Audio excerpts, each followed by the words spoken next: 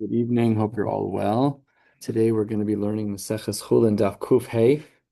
Quite a bit of Divrei Agadata, but we have a little bit of halacha to get through.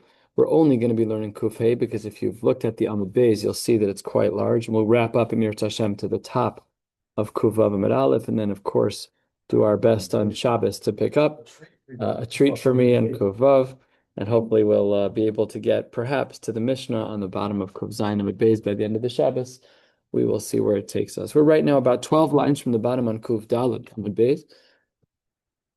There, the Gemara says, Tana Igra, that's a person's name. It was Chamua de Rabbi Abba, the father-in-law of Rabbi Abba. What did he say? Of ugvina, chicken and cheese, ne'echolin ba'apikoren. They are eaten ba'apikoren, or as it says on the side, be'apikulis. And that means with a matlas, with like some type of thing, like a fabric of some kind. Very interesting. Okay, to see what that means. It says the Gemara, "Hu tani la v'hu amar la." He taught it and he explained it. What does he mean when he says that chicken and cheese was eaten ba'apikoren below netilas yadayim u'v'lo b'kinu achapeh? He didn't wash his hands and he didn't rinse out his mouth. Rabbi Yitzchak breder of Misharshi ekla lebei Rav Ashi. Rabbi Yitzchak the breder of Misharshi went to the house of Rav Ashi. Aisu legvina. They brought him a plate of cheese. Ocha. Aisu le bisra. Soon after, they brought him a place of meat. He's living it up. It's a charcuterie board of fancy cheeses, followed by some meat. So he ate that too. So he ate cheese, followed by meat. And he didn't wash his hands in between. So says the Gemara, wait 1 second. Amar Igra Rabbi Abba. We learned from the father-in-law, Igra, who was the father-in-law of Rabbi Abba, that Of Ugvina Nechalim Bapikoren. That's only true by Of. Of Ugvina in. There you can eat without washing your hands, but Bas or Ugvina lo. That's not allowed. And in the story of Rav Yitzchak Breder of Misharshia, look at the foods he was fed. First cheese, and then basar, not oaf. So we have a problem. Amar lahu hani mili. When is it that we make this distinction? That's belelia. That's only true at night when you can't see. Aval biyamama hachazina. But during the day, I can see there's no reason to be concerned during the day. Tanya, we have a brisa 2 lines from the bottom on Kuf Daled Amud Beis. He says you're supposed to eat some kind of food that will clean out your mouth, such as bread. You also have to wash your hands. So let's pick this apart and see what it is that they actually mean. And the Gemara asks on this little brisa, what are these terminologies? Now, top of Kuf Hamad Aleph, if you want to say that Beis Shammai holds, you have to eat something to clean out your palate. But you don't have to rinse. So then that would be one possibility of him. And if the reverse was Ubeis Hillel Omrim Mediach Velo by Mekaneach, the reverse, that can't be because Ela Hada Amar Zera Ein Kinuach Pe Ela Bepas. So that sounds like that's Beis Shammai language. Keman Ki Beis Shammai.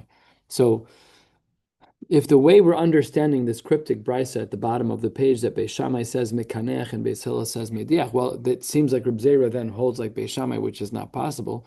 Say in the Mishnah, we don't paskin like Beis Shammai, so therefore it can't be that way. Ella, let's try and retranslate the brisa that we saw at the bottom, 2 lines from the bottom of Kuf Daled Amud Beis. Let's try again. We're 4 lines down on Kuf Hey Amud Aleph. The Gemara says, Ella Beis Shammai Omer Mekanech V'lo B'ay Mediach. Beis Shammai holds that you have to put a food in your mouth, but you don't need to rinse. Beis Hillel Omer Af Mediach, and Beis Hillel says you have to do both. So says the Gemara, if that's true, then Havale Mikule Beis Shammai Mechumre Beis Hillel. Then we see a case where Beis Shammai is more lenient, and then it should have been taught amongst the list of the other ones. Velisne Gabe Kule Beis Shammai V'chumre Beis Hillel, which it wasn't. So therefore, this also can't be the understanding of the brisa. So says the Gemara, an uncommon conclusion: Beis Shammai and Beis Hillel are not arguing at all.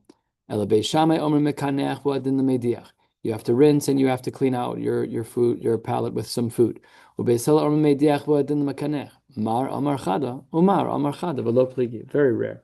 The presentation of the brisa sounds like it's a machlokas, but the Gemara says there's no other way to paint the picture because in any form or iteration of how they in any form or iteration of how the machlokas could have been, none of it makes sense.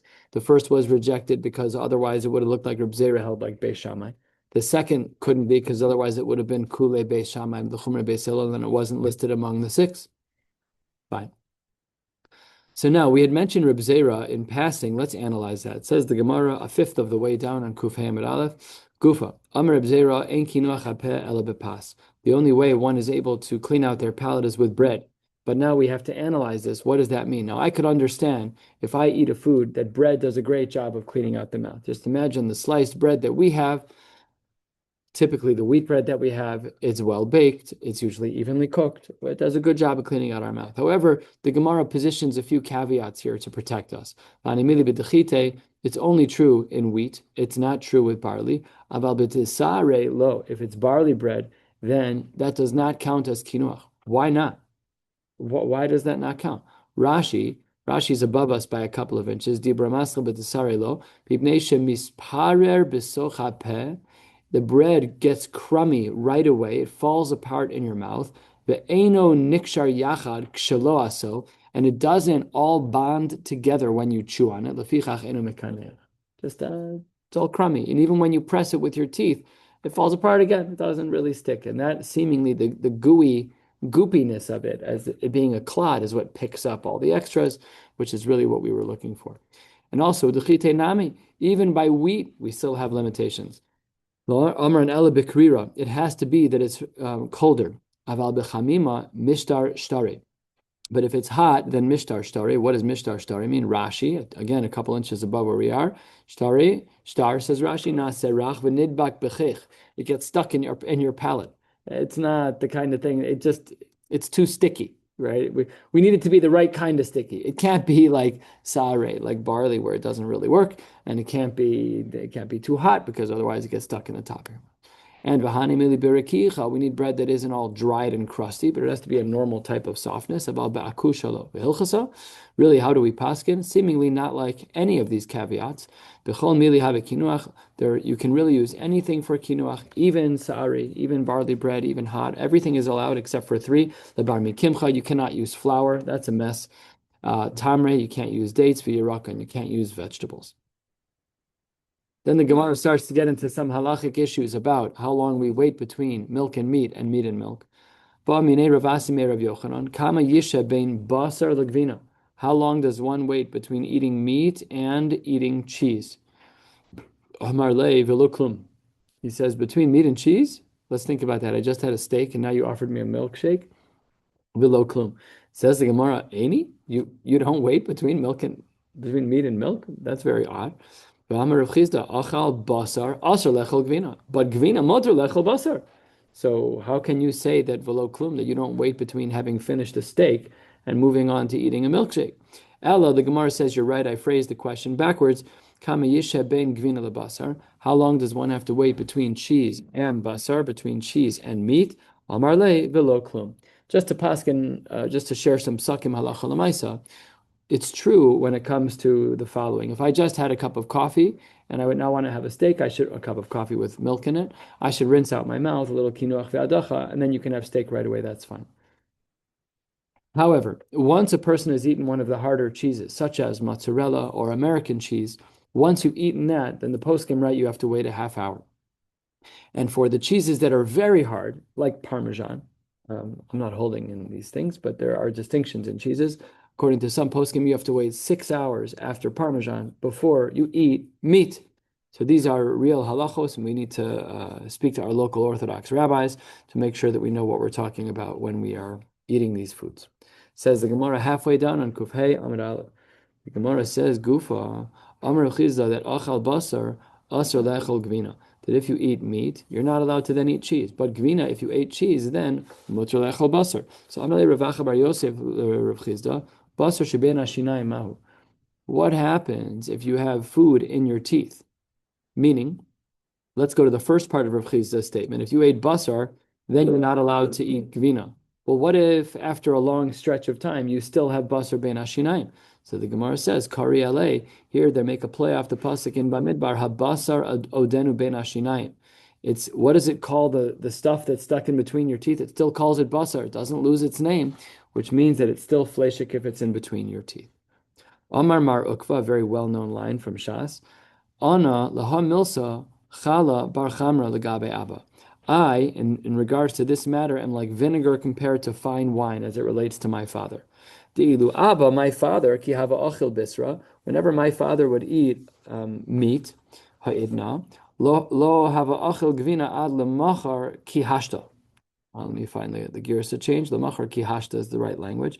He says that if his father finished his steak at 2 p.m. on a Monday, he wouldn't eat milchiks until 2 p.m. the next day, 24 hours. He was very strict. V'ilu ana, but I myself, Mar Ukva said, B'ha seudasa hu de lo achilna, only in the same meal I won't eat milk after cheese. But le seudasa achrina achilna. But yep. Did I say it backwards? No. Oh, sorry. Thank you. Ve'ilu ana, Mar Ukva said, ana that beha seudasa, in the same meal I won't eat anything milchik after meat. That's who delo achilna. But leseudasa achrisa, but in the next meal I will. So he didn't wait 24 hours. Mar Ukva's father waited 24 hours. He wasn't as stark as his father. Doesn't seem to be that I know. I don't know anyone who waits 24 hours. I don't know. That would be pretty surprisingly stark, but I kind of hear it. Amar Shmuel. Shmuel has a similar line of respect for his father, but on a different topic altogether. So we're going to go into some agaritas now. The Gemara says, Amar Lahu, Amar Shmuel, Ana Laha Milsa, I, in regards to this matter, Chala bar chamra legabe Abba. I'm vinegar compared to fine wine as it relates to my father. De'ilu Abba, as it relates to my father, says Shmuel, Havasayer nichse trez mane biyoma. He would do a tour around his house twice a day. Ve'ana lo siyarna elachad zimna. I only walk around my house once a day. Halavai, I should walk around my house once a week to go see what's wrong with my house. I just made a punch list for a handyman. It was $2,000 long. I got all these tiny little problems. And Shmuel Latame, what was Shmuel's svara? Why is it that one should walk around their house a couple times a day? To Amar Shmuel, man desar nichse kol yoma, a person who does a sivuv, a little walk around their house every day, mishkach astira, he's going to find coins. It doesn't literally mean you're going to find coins. It means it'll be a good money-saving technique. You'll find small problems and you'll fix them before they become bigger problems. Abaye havasayer nichse kol yoma v'yoma. Abaye did in fact do this once a day. He would go around his house. Yom Echad paga be'arise didari pischa de'ufi. He ran into his sharecropper, the guy who worked in his yard, and he saw that he was carrying a pascha de'ofe, a bundle of wood, but he wasn't supposed to be carrying a bundle of wood. So Abai is like, "What are you doing?" Amar le, hani lehecha. Where exactly are you taking my wood to? And clamoring for a reasonable answer, the worker said back to him, Amar le, Lebeimar, bringing them to your house. So he was caught red-handed having stolen. Pink slip was administered, and Omar Le, Abaye said to him, Kvar kadmuch rabbanon. Chazal know better than you. I was walking around my house, I listened to Shmuel, I listened to Chazal, and I was able to prevent a problem. So that's why we should probably do the same. It seems to be that this is a reasonable practice. We've seen a number of times in Shas where the Chachamim were worried about their Gashmias things so that they don't end up becoming in ruin. Ravasi havasayir nichse kol yom. Ravasi used to do something similar. He would walk around his house every day. Omar heichaninu kol hani istire demar Shmuel. I haven't saved a penny yet. My house is not falling apart. I haven't saved a dime. I keep walking around my house looking for an opportunity to save some money. So Yom Echad chazat zinora de bidka be'ara. He saw a pipe that was flooding his field. Shakle leglime. He took off his shirt or his coat. Karche. He wrapped it around the pipe and osve begava, and he left it there.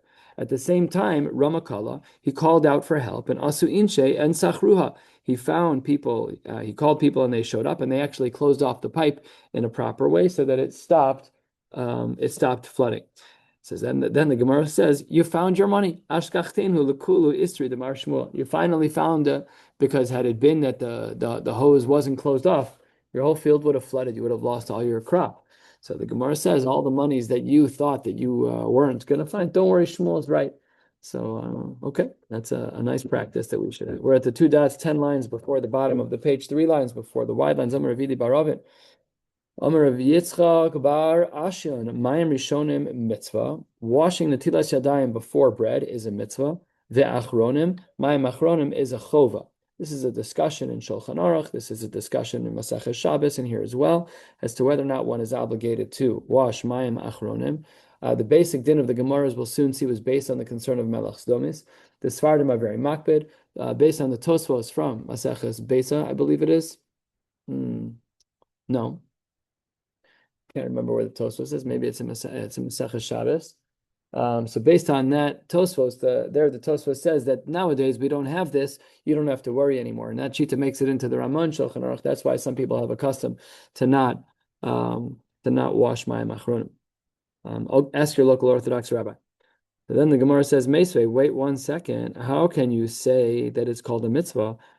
We have a brisa that says the following: Mayim rishonim ve'achronim doesn't say mitzvah. It says v'chova, that they're an obligation, not a mitzvah, and a mitzvah is different than a chova. So how can that be? Let's finish the brisa. If you wash your hands in the middle of the meal, that's you're welcome to do that, but you're not obligated. So kasha, how can it be that Rav Yidi is right if he says that Mayim Rishonim is a mitzvah, but the brisa says it's a chova? Says the Gemara, mitzvah legabe rishus. When the language is a language of rishus, then we don't use the word mitzvah. We flip it to chova karile. Yeah, you gotta say, tamei tahor. Yes, no. All the languages have to click. So if we're talking about Rishus and Chov, then we use the language of Rishus and Chov, and that's why we didn't use the word mitzvah. Gufa, Mayim Rishonim v'Achronim Chova. That this was what we saw in the brisa, that washing before bread and washing after bread is a chova, and tzayim rishus, but to wash in the middle is optional. Rishonim nodlin bein b'kli bein al gabe karka. When you're washing Mayim Rishonim, the waters that you pour out, and when it falls off your hands can either go into another kli or onto the ground. Achronim, but when we're washing Mayim achronim, ein nodlin ela b'kli. It has to go specifically into a kli. And now a divergent opinion, maybe it's not in a kli. V'amrei la ein nodlin al gabe karka. All it says is that you can't do it on the ground. My beinai. What's the difference between the two opinions of Mayim achronim? One says only in a kli, one says not on the ground. The difference between them is if what you're pouring on is wood chips. I guess the equivalent in our world is mulch, right? Mulch doesn't allow anything to puddle; it absorbs water, it lets things fall through.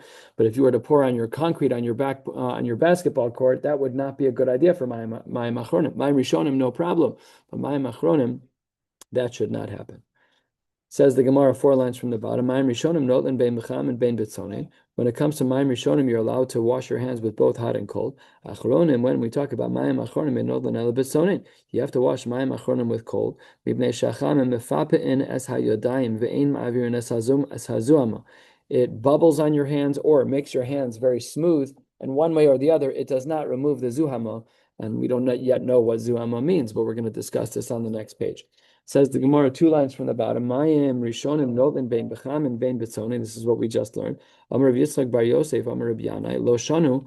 And we're going to see that this line of Rav Yitzchak bar Yosef might apply in 2 different ways. And right now we're applying it to the first din, that in Mayim rishonim you're allowed to use hot water. Says the Gemara, Amar Rav Yanai, lo shanu ela she'ein hayad soledas bahem. When we allow a person to wash netilas yadayim of Mayim rishonim with hot water, that's only if it's less than the temperature where your hand would recoil from the temperature. But for Mayim Rishonim, you're not allowed to use water that's that hot. Now we're going to see a dissenting opinion where this approach of Rav Yitzchak bar Yosef was not talking about the ratio where you wash your hands, but rather for Mayim Rishonim, but rather for Mayim Achronim. Because the Mastin lo Asefa, that Achronim, in regards to Mayim Achronim, we said Ein lo l'nala b'tzonin aval b'cham lo, that you're not allowed to use hot water. So then, when the Gemara says aval b'cham lo, Amar Rav Yitzchak bar Yosef, Amar Rav Yanai lo shanu ela shayad, so let us bend. When do we say you're not allowed to use hot water? That's only if it's boiling hot for Mayim Achronim. Aval ein hayad, so let us bend notlan. But if you're washing Mayim Achronim with warm water, that's totally fine. But what's implied from there with this second approach, where we apply the Meimra of Rav Yitzchak bar Yosef to the Seifa, which is talking about Mayim Achronim, Michlal, that implies the Rishonim in regards to Mayim Rishonim, Af al Pisha Yatzo Ledes Ben Mutter, that you're allowed to use even boiling hot water for the Mayim Rishonim. And there's 2 different approaches. We also said in Tzayim Rishus that the washing during the middle of the meal in between courses is allowed, but not obligatory.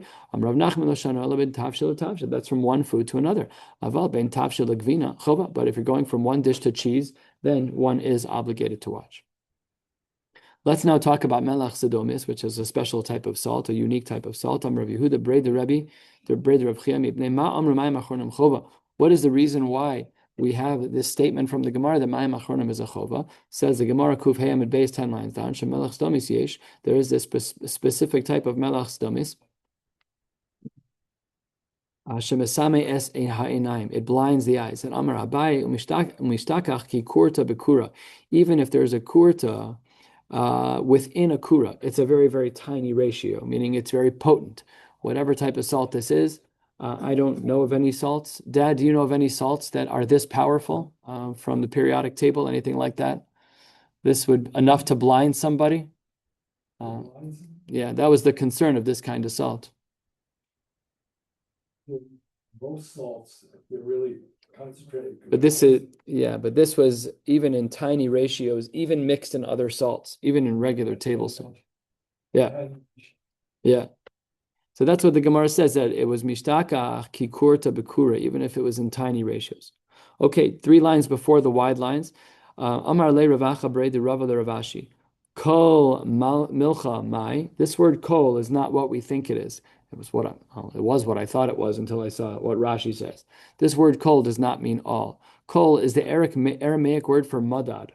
If you measure salt for a living, do you have to wash your hands? That's what the Gemara's question is. If you look in the continuation of that Rashi, madad melach kemo v'yamodu be'omer, and what is the Targum? V'kalu be'umra.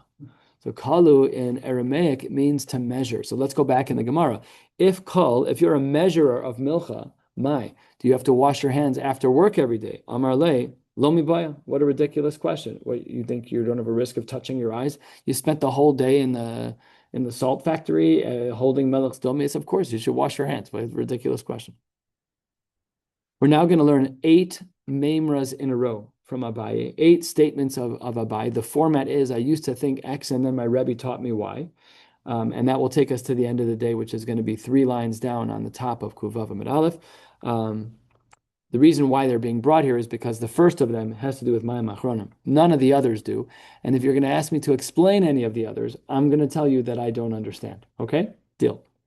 Says the Gemara, last of the short lines. Amar Abaye Mereish, in the beginning, Havamina Haidelo Mashu Maya Basroi Al Ara Mishum Zuama.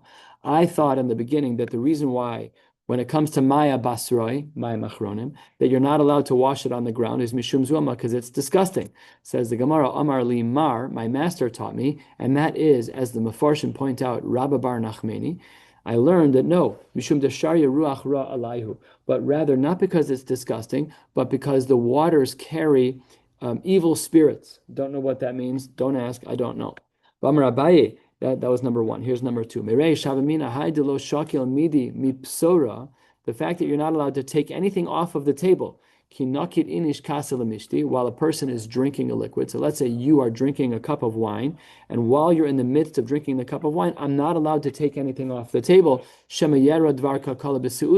We're afraid that person will all of a sudden notice, and they will freak out a little bit and then swallow down the wrong pipe and choke. And Amar Limar, my master taught me, again, Rabbi Bar Nachmeni, said, no, Mishum Dekashi the Ruach Tzarada. We're actually concerned about something else, some type of mental illness, some type of spiritual mental disorder.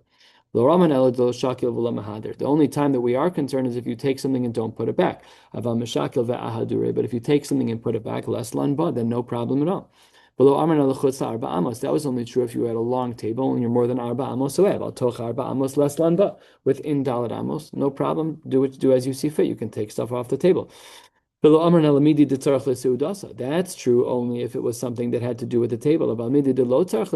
So let's say you had a sefer on the table and you want to take that off the table. Less lanba, no problem at all.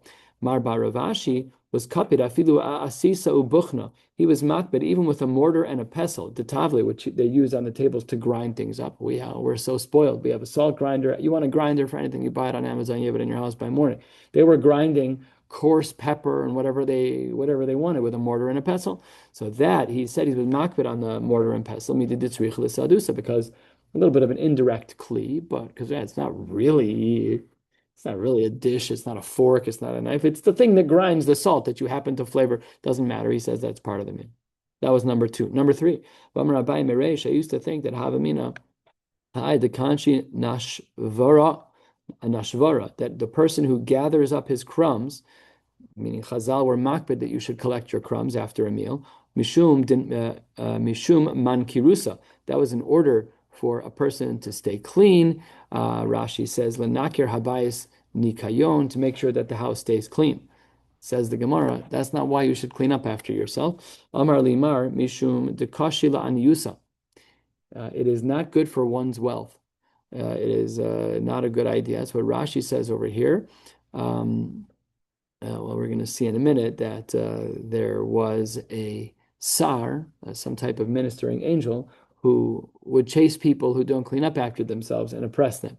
So it says the Gemara story, Gavra, there was a man, Mahader alei Sara da Aniyusa, and he was being chased by the sar, by the, again, this, I don't know what it is, spiritual entity of Aniyusa. But this Sar Danyusa couldn't impact the person who was being chased. Why? Because Zahir Anashvara Tuva, he was very good about cleaning up after himself. You see a crumb, you pick it up, clean off your table, clean off your makom, whatever's around you, you should clean up. Yom Echad, one day, Karach, this should be Rifta. He was eating bread, Ayivli, he was eating it on the grass. So Amar, the Sara Danyusa, said to himself, Hashta Vada Nafel Biyadoy. I'm for sure going to get him now. He's not going to clean up on the grass. The squirrels will eat it, no problem at all. So Basar Da'achil, after this person ate, I see Mara, he grabbed a shovel out of the back of his car, and Akrinhu Yivli, he dug up all the grass from where he ate, and Shadinhu Lanara, and tossed it into the river, because he knew that he had to be makbid. He didn't want to have any pressures from the Saradan Yusa, so he cleaned up. Shame, and then he heard the Ka'amar that this Saradan Yusa said, Vaida afkeu gavra mi besi. He pulled me out of my house for nothing. I couldn't even get him. The fourth memra of Abaye. We are about halfway down on Kufhem and Bez, a little bit more.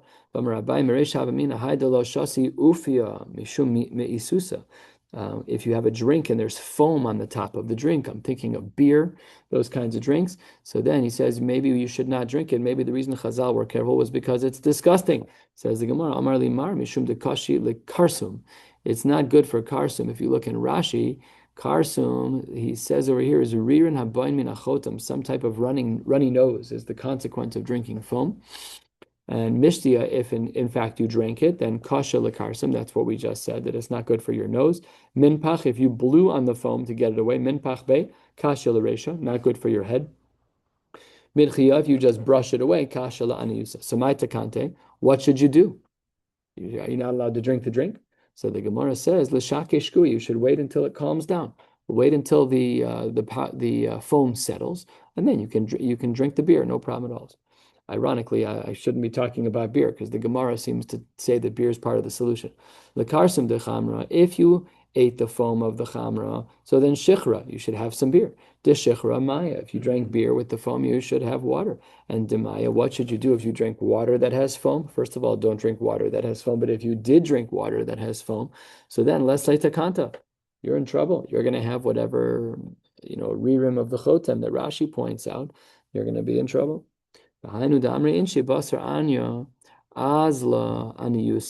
That after being an ani, here referring to the fact that you were willing to drink the foam, that can cause oppression for you. Case number 5. The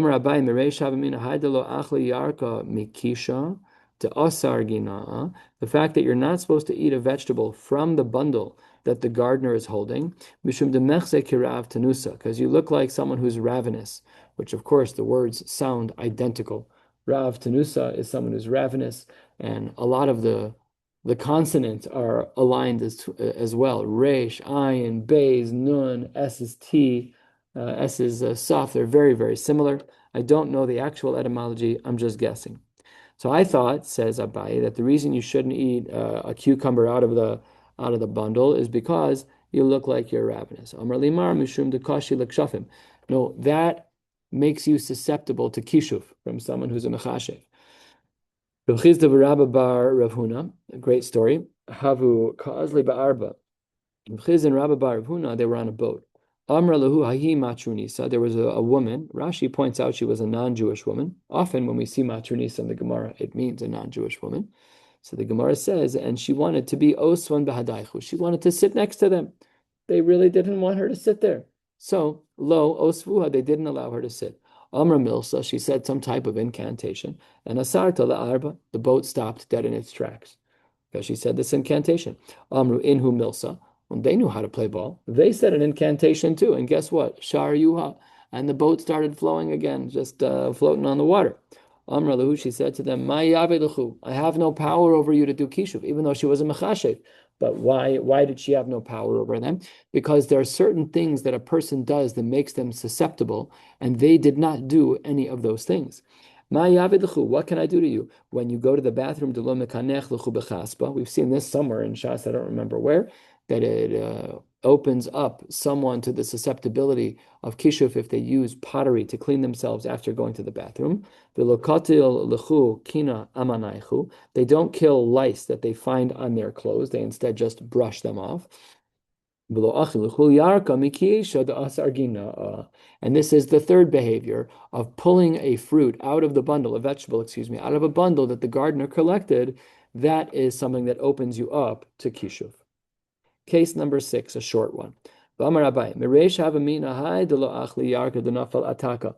person should not eat a vegetable that falls on the table, but there's actually a correction over here that says mitaka, from the table. Very different.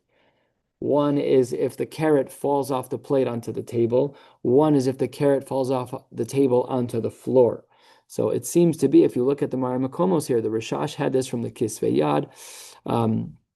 And there's even more explicit language in other Kisvei Yad that it fell mipisora le'ara. So it definitely doesn't seem like a vegetable that falls on the table is problematic, but rather if it falls on the floor. So says the Gemara back inside. You shouldn't eat a vegetable that falls on the floor because it's disgusting. But Amar Limar, Rabbi Bar Nachmani said, no, it's mishum dekasha l'reach hapeh. Halitosis, it causes for a very bad odor to come out of your mouth. Case number 7. The Amar Abaye, 12 lines from the bottom of the page. The reason a person should not sit under a spout is mishum shofchem, is because things are going to pour on you. Very practical, nothing spiritual. Amar Limar, Rabbi Bar Nachmani tells Abaye, no, it's mishum deshchichi mazikin. Those places are common for there to be shedim and mazikin. And the Gemara tells a story, Hahu shakuloi. There were people who were, the word lishkol means to take. They were takers, they were porters, they were carriers. Shakuloi, dahavu daru chavisa dechamra. So I hired 2 people. They're carrying a big, heavy barrel of wine for me. And boli ispuche. They wanted to take a rest. So what did they do? They sat up against someone's house. Osvuha tuse marziva. They sat under the drain pipe. They sat under the gutter. And paka. And then their barrel burst under that. Now, it didn't burst on its own, but rather a shade, one of the mazikin, burst the barrel. So all of a sudden, there's a din Torah now. And again, don't ask me to translate. I don't know what this means. There's a din Torah with the shade, with the mazik. So it says the Gemara, Asu l'kame de Mar bar Ravashi. Mar bar Ravashi was the dayan, and they called for the shade to come into court. So apik shipure in shante, he pulled out a shofar, blew on the shofar somehow, some way. This put the shade into shamta, into some type of nidui, some type of excommunication. So asa lekame, the shade came forth. He comes into the bezdin. Amarle amayti avirachi, why did you do this? Amarle hechi yavid, you broke a barrel. So he said, well, I didn't have a choice to break that barrel because that's where I live. I live under the gutters. And ki osve, when they put the barrel down, bi'una'e, they put it on my ear. It was uncomfortable. So I broke the barrel. So the shade, invisible, the shade who lives under the gutters, this is just a story showing where shadim live. And he broke the barrel because he put it on his ear. Amar le, at you, the shade, again, this is Mar bar Ravashi, the duchta d'shchichi rab in my place. What are you doing in a place where there are a lot of people? You don't belong there. You're a shade. You should be in the shadows. Get out of here. And therefore, Mar bar Ravashi paskin on him atu deshanis zil shlim. You're the one who deviated from your standard, and therefore you need to pay for the barrel of wine. Again, lo yu'uman. What kind of story is this? Hard to understand. Amar le, so the shade said back, he was makabel the din Torah. Amar le, hashtanami likvali mar zimna v'ipora. Give me a little bit of time and I'll pay. Kava le zimna, they gave, Mar Barabashi gave the mazik a little bit of time to go collect his shekels. Kimata zimna iyakev, when the time came, the shade showed up, he didn't have anything. Kiyasa, when he finally did show up, Amar le, amai lo asis bizmancha. Why you don't get to come late to Bezdin? Why were you late? Amar le, kol mili ditzayer v'chasim v'kayel money. Anything that's closed off from me, it's tied up or it's sealed or it's closed and it's in a container. Les lan reshusa the mishkal mine. We, the mazik and the shedim, are not allowed to take these kinds of things. Ad the mishkachinan bay, no. Ad the mishkachinan midi de hefkera. We can only take monies that are hefker. So it took me a little bit longer to find it. That is the story. I don't understand the whole story. I don't understand any of the story, but don't put barrels of wine under the gutter. That was what I took from the story. And the eighth case with which we will close. We're on the bottom of Kuf Hamid Beis, and we are 5 lines from the bottom. Make that 4 lines from the bottom. From the bottom of Amar Abaye. Mirei Shavamina Haida Shadi Maya Mipuma Dechatzva Mishum Tzivsa. That there was a custom that when they opened a barrel, they would pour off the top couple of ounces of the barrel. Mishum Tzivsa, because of things that were floating in the barrel. That's what Rashi says, 2 lines from the bottom. Tzivsa. Ksamin v'koshin shal pnei hamayim, things that are floating, pieces of the barrel, stuff that is less dense than water, floating at the top, whatever the case may be. And the Gemara says that that was the custom, is to pour off the barrel. Omar limar, but Abaye was wrong. That wasn't the reason why. It wasn't because of tzivsa. It wasn't because of pieces of wood or anything else that was floating. There was another reason. Omar limar mishum deika mayim haroim. There are bad waters that are impacted by shading. Hahu bar shida, there was a shade, Dahava Bey Rav Papa, and he used to work in the house of Rav Papa. Oza la'aisi maya minara, and the shade went to go fill up a barrel of water from the river. And Iakev, it took him a little bit longer than usual. So Kiasa, when the shade finally came back, Rav Papa said to him and his whole family, Amrule amai Iakavta, why did it take you so long? Amar Luhu, bottom line, last few words, Ad Dechalfi Maim Harayin. He was able to see the other shadim that were impacting water, so he had to wait until those waters passed him in the river. When he finally had enough water that was not impacted, he would collect it in the barrel. Adahachi, even with all of that story said, when Rav Papa took the barrel, what did he do? Chazinu de kashadu mayim ipuma de chatzva. So what did Abaye do? He took the barrel and he anyways tipped it because Chazal said to tip it. You, the shade, went to go to the water. I don't care what you do. I'm going to do what Chazal say. Chazal says tip the barrel, so he tips the barrel. Amar. So the shade says back to Rav Papa, Ihava Yodana de Ragilisu the had I known that you always tip the barrel because of shadim, lo iakvi, I wouldn't have waited there. I would have just let all the water go into the barrel without waiting for the other shadim and the mayim roim to pass, because it doesn't matter. At the end of the day, you always pour off a little bit from the top. And those are the 8 stories of Abaye. We're going to pick up right here on the top of Kuvav Amid Aleph on Shabbos, Emir Hashem. We'll stop right here. Wishing you all a beautiful night.